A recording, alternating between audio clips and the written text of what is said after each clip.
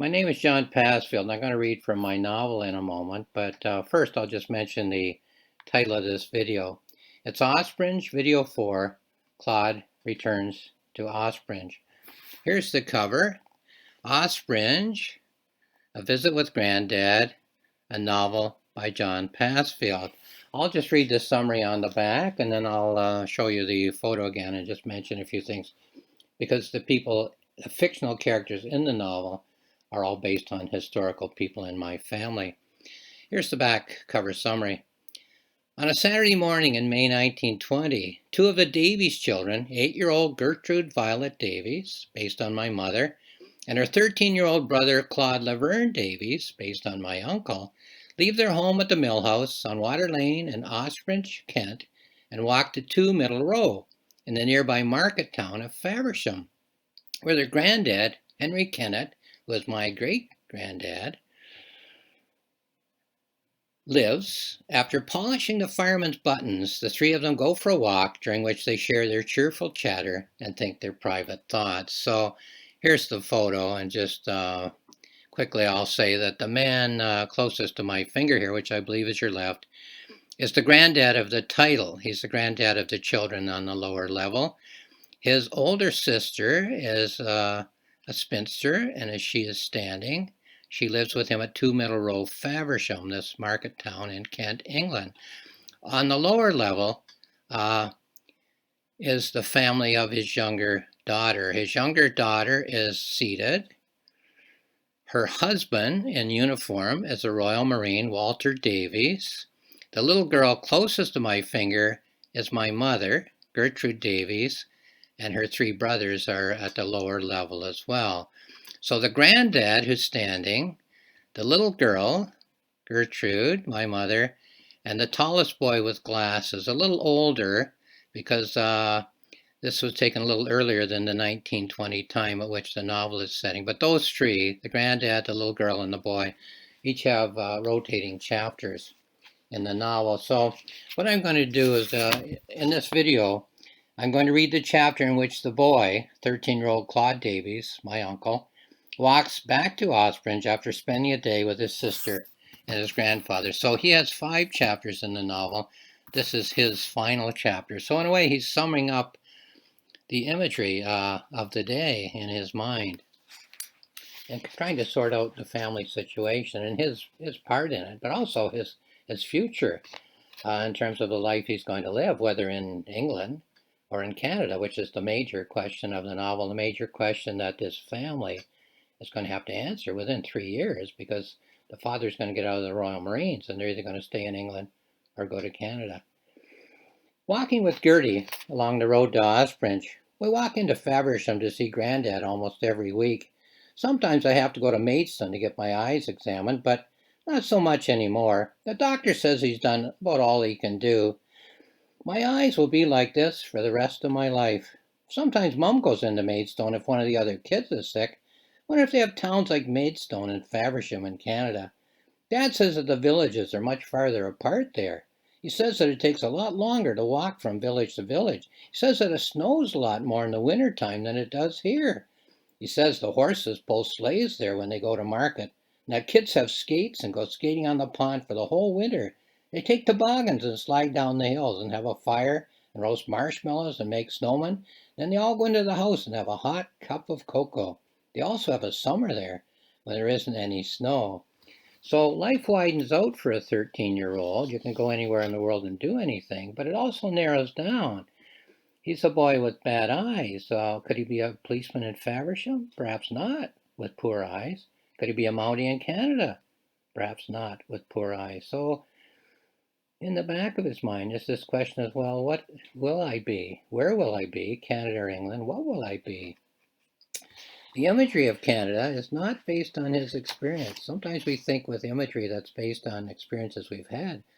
Sometimes it's borrowed information. He's borrowing this from his dad, who perhaps is taking a slice of very, very positive imagery about Canada and leaving some of the negatives out. How do you know that the imagery with which you're thinking is comprehensive, covers the whole topic? The boy doesn't get to decide whether to go to Canada, but He's still thinking about it. It's going to be pretty important to him. In the mornings when I get up, Mom's always up already. She always calls out, "Good morning, Claude," as I come down the stairs. My mom is always working at the fireplace. Our house is always warm and it smells so good. Kettle's always on for a cup of hot tea. Mom's getting the breakfast ready for all of us kids. I put a little more milk in the cup and gulp my tea and grab a bun and kiss her and run out the door and on my way up the hill. I hurry as I gobble down my bun. I don't want to be late for breakfast at the vicarage. As I run up the hill, the kids are still sleeping upstairs. Mom always says that she doesn't know how she could ever leave our house in Ospringe. I don't know what we would do if we had to live somewhere else. Another thought. Many thoughts are running through his mind at all different levels. To me, we think of many topics simultaneously, but in a novel, it looks like you're bouncing around when you show these different topics in the mind of a character, but I don't think it's bouncing around. I think these layers of thought are interacting. One is kind of modifying the view of the other. Images modify one another. Images comment on one another. Images battle in your mind. Good images of Canada, bad images of Canada. Good images of Ospringe, wonderful place to live. Bad images of Ospringe. You scrub pots at the rectory for the rest of your life, maybe? Which of these images is going to kind of dominate in your thoughts? So here's another layer of thought. Our dad's always away at sea most of the time. I sometimes go to the post office and send a wire telling him that another baby has arrived. Mom writes a note and puts the telegram money in an envelope ahead of time. Another topic. Our mom says that the names Eltrita and Melina are old family names. Someone a long time ago in the family liked to read about Spain or visited Spain or maybe came from Spain. Nobody seems to know which. All we know is that the names have some connection with something about Spain. No one alive knows anything more than that. So we all have family heritages, we all have cultural heritages, and we also have lost heritages. Some people fairly close to their own lifetime have lost their heritages, others further back, but there's a point where all of us just kind of lose track of who we are, where we came from, and so on. I always do that. Oh, sorry. Walking along and holding Gertrude's hand. I always do that till the wagons and the horses pass. Mom always holds one of the little one's hands when she goes out walking with us. I always hold the other one, sometimes Sid and sometimes Harry. That's when Gertie gets to walk all by herself. Except when a horse and wagon comes along, then either Mom or I hold her hand until the horse and wagon goes by. You can never be too careful when you're out for a walk. 2 Middle Row is near the Guildhall. It was a police station long before Granddad lived there. The new police station is on Church Road. It's a big, beautiful building. I don't know when 2 Middle Row was built, but Granddad says that it was a police station for a long, long time. He doesn't know any stories about the prisoners who used to be locked up there. So that's heritage too. The building above which my great-grandfather lived, it was 2 Middle Row, and it had been a police station. There was a cell door there when my mom was a child, and in that, are there any records of what happened there? So heritage can be lost too, even though maybe the buildings remain evidence of past civilization. That's what archaeology is all about, trying to piece together what might have been the lifestyles of people based on the physical evidence that's left behind when there's no more than just physical evidence. The children's story of the war says that thousands of Canadians came over to England to train for the war on Salisbury Plain. Within 4 months of the outbreak of war, Canada had raised over 90,000 men to fight for England. When more men were needed, Canada continued to send thousands and thousands of men. So this topic of Canada runs through the mind of the boy and the minds of all three characters. That happens to be a book that had my uncle's name in it that I inherited from him. Dad talked about his childhood in Canada. Voice of the father. It was dark when Mr. Denning brought me from the train. I don't know what time it was when I got there, but anyway, the farmer took me in and I met his wife and son, and they fed me and gave me a bed for the night. And they let me sleep in the morning. I think I slept until noon the next day because I remember being ashamed when I woke up and found that it was noon. Well, he was exhausted. Dad was puffing on his pipe as he sat in his rocking chair. The voice continues.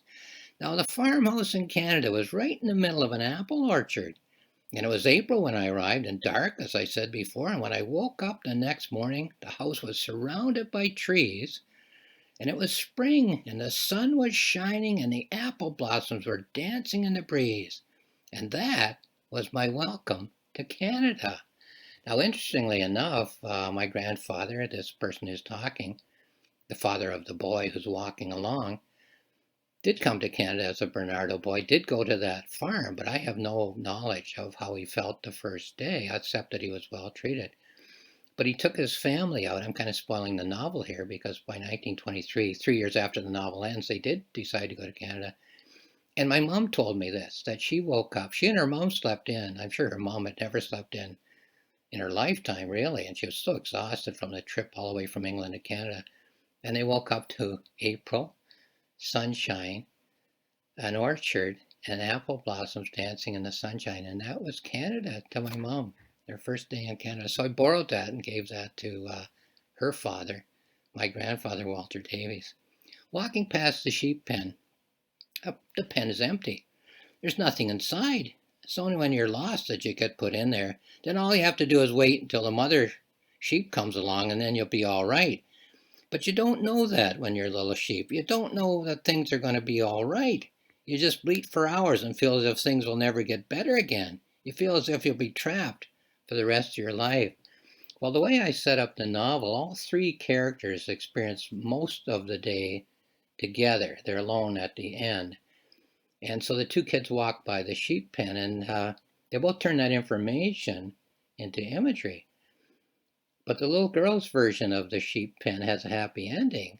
And the boy's, their 13-year-old brother's story of the sheep pen has a suspended ending, and the little sheep doesn't know that it's going to be rescued. So we turn the same information into different imagery. This is how the mind works. Individuals do this, societies do this, whole countries do this. It's the way the human being thinks. The vicar's automobile was stuck in the mud at the end of Water Lane. It was right in front of the store at the Maison Dieu. Everyone was either pulling on the rope at the front or pushing from behind. I was one of the ones who was pushing from the back. When the automobile left forward, Ernie Tyndall fell face down into the mud. I didn't fall, but the tires sprayed mud all over my trousers. Mom said she didn't mind. She just put my pants in the pile that she keeps for the wash. We got the auto out of the water and the mud so the vicar could drive home. The vicar was the only one who didn't get wet. So there's an experience. Some fall face down in the mud, and some get their trousers muddy. Others sit up on top and ride along and don't get muddy at all. So this is life, eh? I mean, anything can happen to us. Good, not so good, pretty good. It's imagery, but what does it mean to the boy? Uncle Arthur never talked about the war. Sometimes when it was almost better, he would walk with his cane into Faversham in the evenings and go and have a drink with Granddad. They would talk about all kinds of things. When he was better from his wound, Uncle Arthur went back to East Ham to live with Aunt May and the kids. Well, this is factual. The brother of my grandfather, the Royal Marine, who fought during the First World War at Gallipoli and at Archangel and so on, his brother fought in the First World War as well, an Englishman from East Ham, was wounded and recuperated in Ospringe at the mill house with my grandmother and her kids.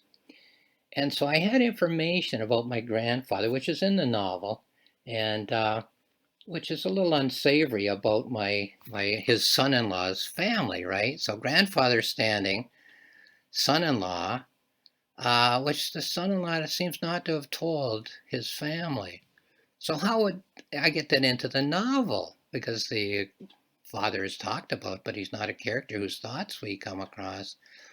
And then this fact, historical fact that the brother of my grandfather, Royal Marine, had spent some time during the First World War in Ospringe.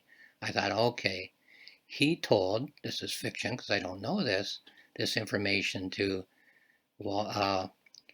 the grandfather of the story, the man who's standing, and that's how it can come in as imagery into the novel. So this is the way a novel gets written. But I stuck with history, just kind of extrapolating here and there. Dad's going to take a chauffeur's course when he leaves the Marines. He's going to learn all about automobiles, learn to fix and drive cars and other machinery. Our granddad told him about it, but one of the Marines told Dad that no one would hire a chauffeur who has a big family. There's 6 of us in the Davies family now. Dad says in Canada, there's always a lot of work for a family man.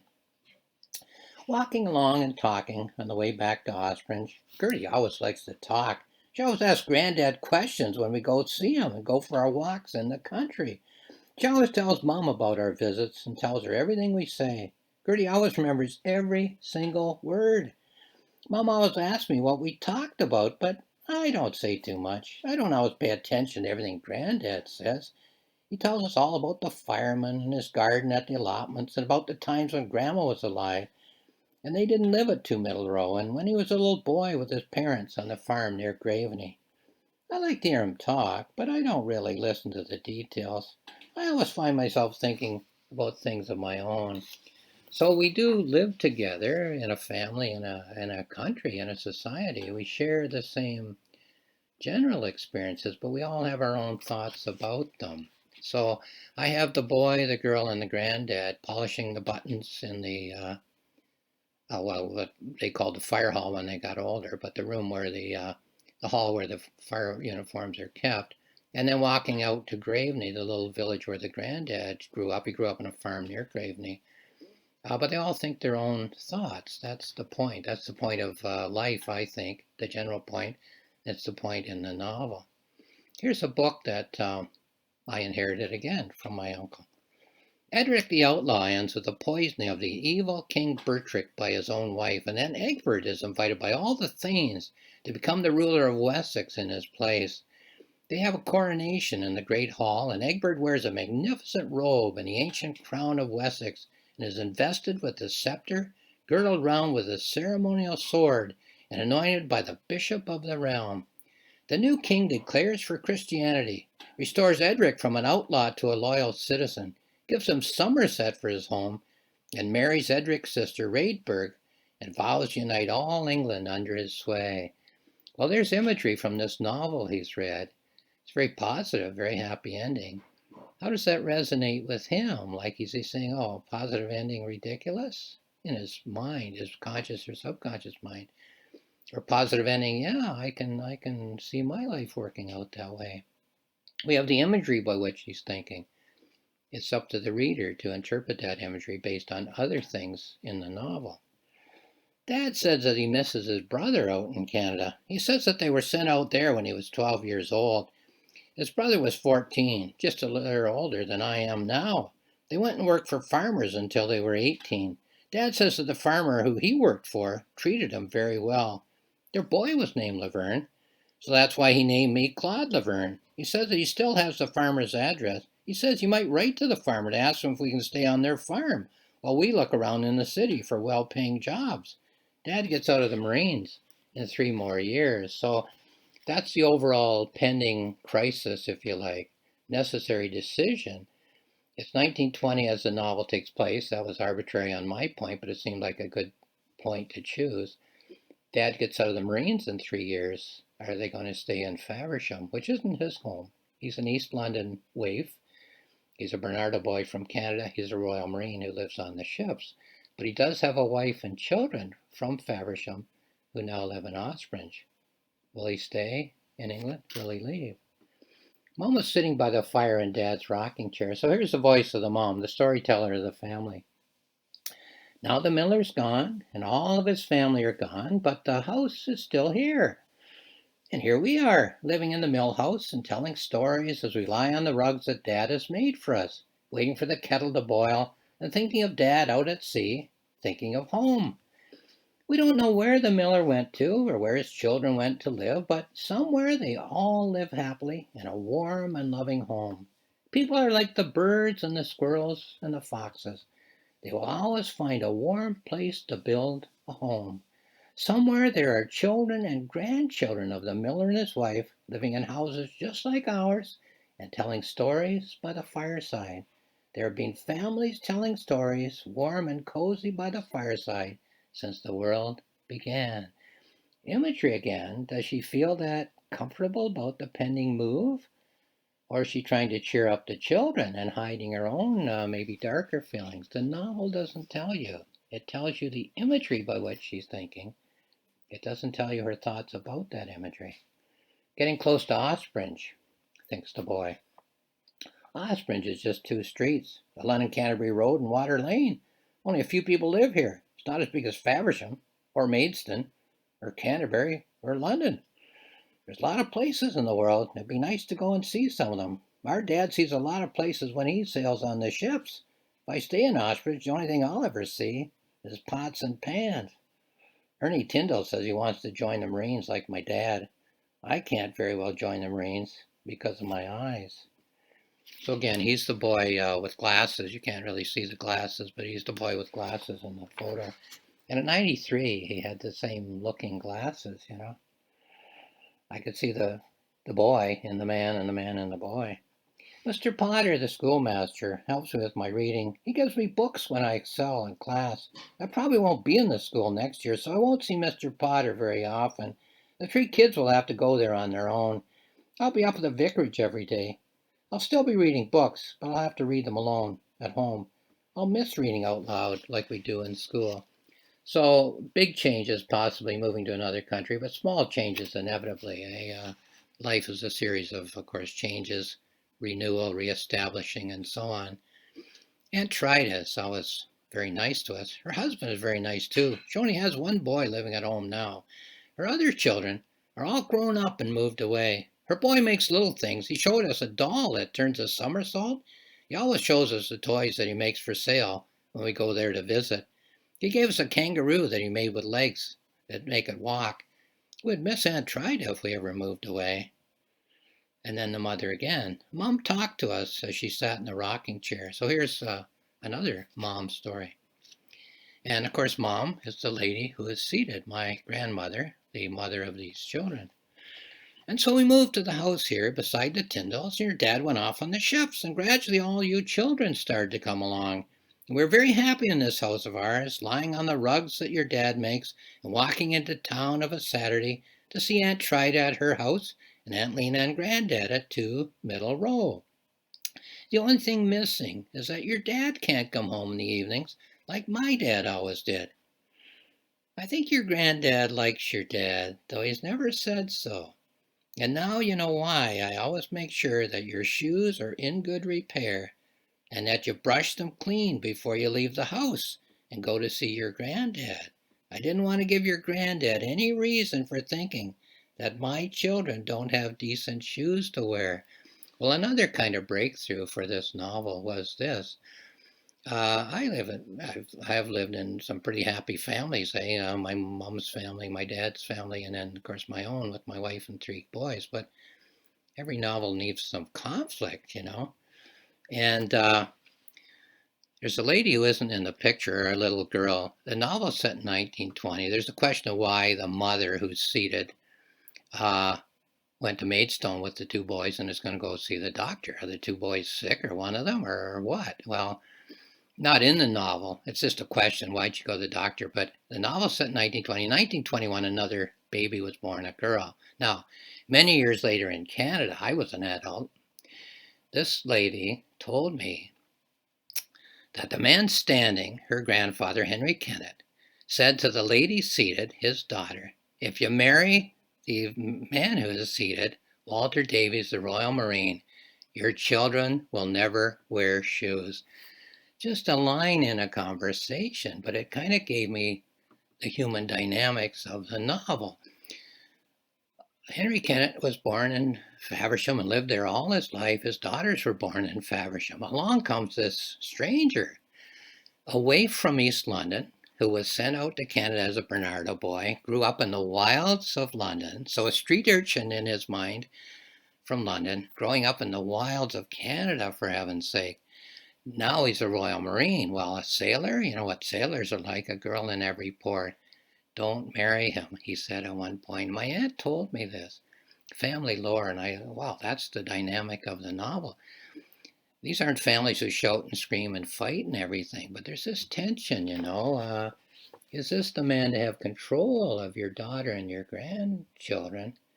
Does he have the power to take them to another country? And in those days, you'd never see them again. Now, I don't think I've mentioned in any of these videos, my mom said, my mom, the little girl, that she watched her mother, the lady seated, say goodbye to the man standing, the granddad of the title, at the Faversham train station in 1923, and they knew they would never meet again. Working people did not cross the Atlantic to visit with relatives in those days, 1923. And I've said to people, I don't think there's a person who's thinking of being an immigrant from their country and an immigrant to another country who has to say to themselves, I could never earn enough money to fly back home and see my people again. You know, there's always that possibility since the invention of jet planes, but also I think a little different economy than they had in those days. So, you know, it's a pretty big thing for families to break up in 1920. So, having said that, uh, so I ended with the line about no decent shoes to wear, and that's why she makes sure the kids have good shoes, polished shoes, before they see their granddad. Quite a diversion there. Holding Gertie's hand. Crossing the London-Canterbury Road. Some people call it the London-Dover Road. The traffic gets quite busy here at times. I always tell Gertie to never cross on her own. Mom tells her too. That she is not to go past the church at the other end of Water Lane, and at this end she is not to go past the Maison Dieu, the House of God, the place where Chaucer's pilgrim stopped earlier on, of course. I don't think I want to stay in England. I don't know what I'll do if we stay here. I don't want to scour pots in the vicar's house for the rest of my life. Dad says we might go to Canada. We have to scour pots. I think I'd rather move away. Well, that's a pretty blunt statement, but here's some more imagery about his life in England. If we went to Canada, I'd miss working at the vicarage and the church. I get tired of scrubbing pots and pans, but we do a lot more than just get ready for the Sunday service. We lay out the robes in the choir room and check them to see if any of them need to be mended or repaired. We wash and iron the linens in the altar. We check the candle holders to see that none of the candles have burned down to the stumps. And in the mornings at the vicarage, there are always buns to eat. And after we've worked for a while, we always have a full English breakfast at the vicarage kitchen. The rector comes in from working on his sermon with his sleeves rolled up and sits down with us and tucks right in. He asks us not to tell his wife that he's eating again. So, like negative imagery about leaving Ospringe and Faversham in England, positive imagery about staying. Negative imagery, reason to leave. Positive imagery, reason to stay. So it's a battle of the images, even at, you could say a pretty minor level in the mind of a 13-year-old boy, but that's how the human mind works, eh? The battle of the imagery. To me, the topic of all serious literature. I mean, Othello and Iago and so on, Hamlet and Claudius, the battle of the imagery in the mind of the character. Claudius too, eh? He kneels down to pray, and the imagery's fighting it out in his head. Which imagery does he want to be a king more than he wants to be a good Christian who doesn't go around killing his brother and so on? Anyway, Mom rocked back and forth in the rocking chair. Voice of the mother again. Suppose someone cuts down an oak tree, tall and strong and healthy, a gigantic tree with boughs that reach the sky and roots that go down deep underground and keep the tree upright. Many passers-by would only see an oak tree lying on the ground, perhaps, but someone might come along and pluck one or two small acorns off the dying tree and carry them away on a journey to a faraway place and plant them in the soil. Then the acorns would grow into big, strong trees with wide-spreading boughs and deep roots, and then a lot of good might come out of a terrible wrong. So, interesting imagery for the reader to speculate from the mother. Last passage in this chapter of Claude walking home to Ospringe. Running along the footpath beside Water Lane, Mom told Gertie that Ospringe means the spring. The water runs right down the road. It's very deep in the springtime. I don't know where the water comes from. Never tried to find out. Now that I'm older, I could walk over the hill someday and see where the water comes from before it enters the village and runs down the street. Today I don't have time. I have to get to the vicarage and help the vicar and the sexton carry some of the things over to the church. The chalice and the robes and other things.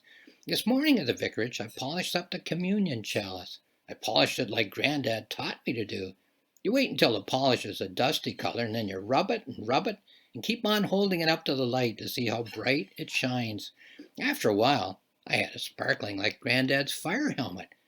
I thought it looked just like the Holy Grail. So that's the end of the reading. Interesting, there's a very shining, bright image. Is he going to compare his life to that? The brightness of the fire helmet, the brightness of the Holy Grail, and say, my life is comparable. It's pretty bright when I look at it. Or is he going to say, oh my gosh, like my life is so terrible compared to that image? Subconsciously, I'm making it a little too obvious, I guess, how his mind might be working. My point is that the reader has to ask himself, herself, what this imagery is doing when it interacts with the other imagery of his mind. Okay, I make notes as I write novels. Here's a note. This novel developed in stages, though the text was written within the space of a few months.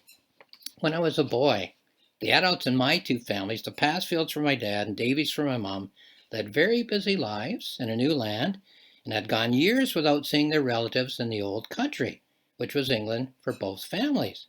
I was a boy in the 1950s and a teenager in the 1960s, so my dad's family had not seen their relatives for 40 or 50 years, and my mom's family had not seen their relatives for 30 or 40 years. They were in a new land with a fresh start and didn't look back very often, but occasionally, my mom, who came to Canada at 11 years old, talked of Ospringe and Faversham, the setting of this novel. My dad, who was born here in Canada, and whose father died when my dad was 7, never knew England and never told any family stories about England or about Canada. As I became interested in family history in my teens, I was chagrined to learn that although there had been letters from family in England, neither of my families had thought to keep those letters, so there were no written records of the lives that my near ancestors had lived. Now, in contrast, I have a friend who came to Canada from Holland when he was 10 years old.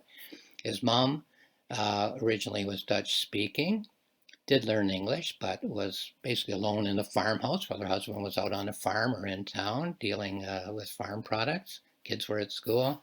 Saw the Dutch ladies at the church and so on, but rather lonely, homesick. Used to write letters home to Holland. Is the gate still creaking outside the family bakery in the small village and so on? Well, she kept all the letters from Holland, 50 years of letters in Dutch from Holland. My friend grows up, goes to Holland, sees his family. They kept all his mom's letters in Dutch from Canada, gave them to him. My friend has 50 years of family letters. Like, what a treasure trove. And I had very few. I had a few, but very, very few. So, unfortunate, but you can live with that. So, how do you write family novels? When I was 32 years old and had 3 sons of my own and was thinking of future records of family history, I audio taped my dad. He was 66 years old at that time. I'm 75, so 10 years younger than I am. By asking him a series of questions about his own life from childhood on. After my dad's death, he died at 72, I audio taped my mother in the same way, and her childhood, of course, was spent in Ospringe and Faversham in England, the location of this novel. Still later, my wife and I took 93-year-old Claude Davies, the tallest boy with the glasses, he was 93 by this time, out to the farm that his father, my grandfather, the Royal Marine here, Walter Davies, had taken his family to 80 years before.